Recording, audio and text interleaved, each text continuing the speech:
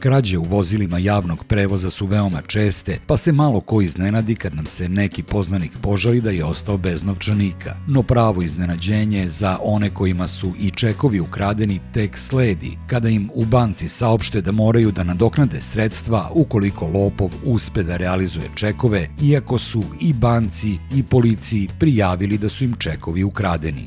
Takvo iskustvo imala je i Pera Preočanin.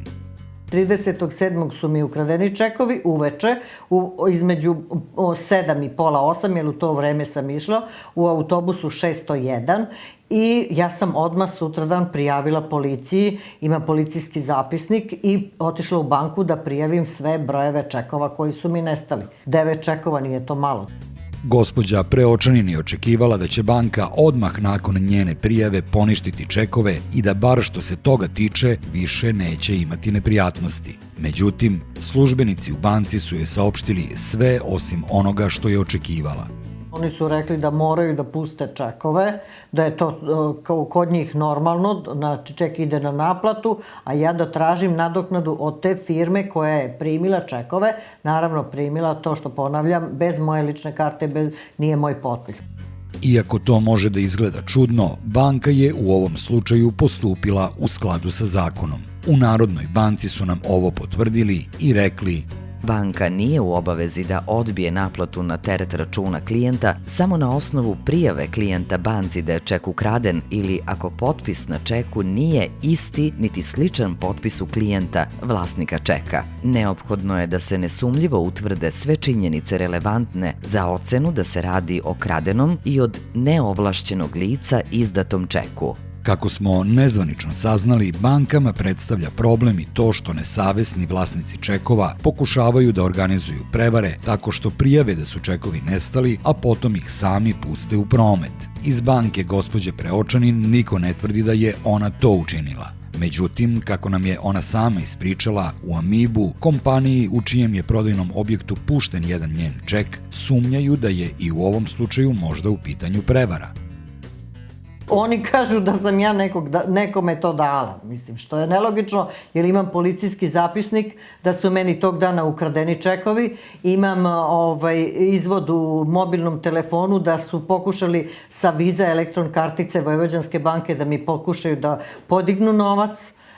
Šta da vam kažem, u kojoj situaciji se nalazim, znači primanja ničija nisu toliko da mogu 45.000 9 čekova da nadoknade za to. Ona mi je pustila to u roku od 10 dana.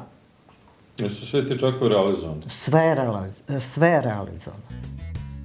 Amibo je odbio da gospođi Preočanin nadoknadi štetu koju je ona pretrpela zbog puštanja čeka u njihovom objektu. Pored toga, nadležni iz ove kompanije nisu odgovorili ni na naša pitanja u vezi sa ovim slučajem. Srećom po gospođu Preočanin, preko Amibo Plusa je pušten samo jedan njen ček, a druge kompanije su bile mnogo predusretljivije. Po tvrdnji gospođe Preočanin, osoba koja je ukrala njene čekove uspela je da ih realizuje u jednoj od prodavnica u okviru tržnog centra Zira.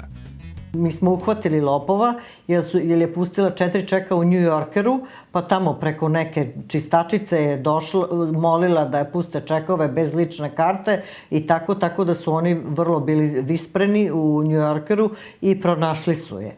I ona je obećala, lopov je obećao da će mi vratiti novac, da će mi nadoknaditi tu štetu, međutim od toga ništa, ona me je lagala nekoliko puta da se nađemo ovde, da se nađemo onde, te trudna je, te ide na neke analize.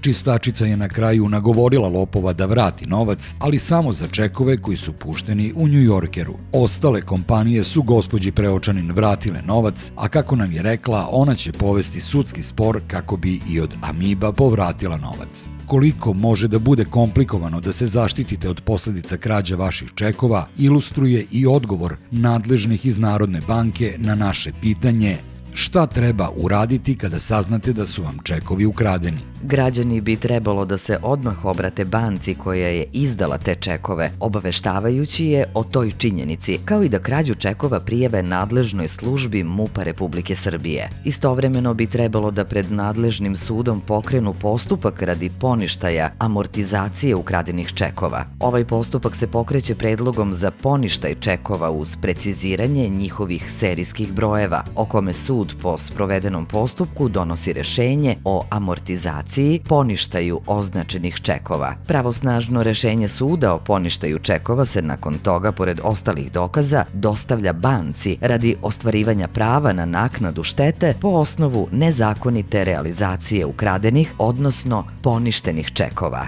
Jedino što ide u prilog korisnicima čekova je to što su zakonom predviđene kazne za trgovce koji prime čekove bez provere identiteta. Proverili smo da li je i u Hrvatskoj u slučaju gubitka čekova procedura ovako komplikovana. Ispostavilo se da i u toj zemlji banke imaju zakonsko pravo da puste ček na naplatu, iako im je klijent pre dospeća prijavio da je ček ukraden.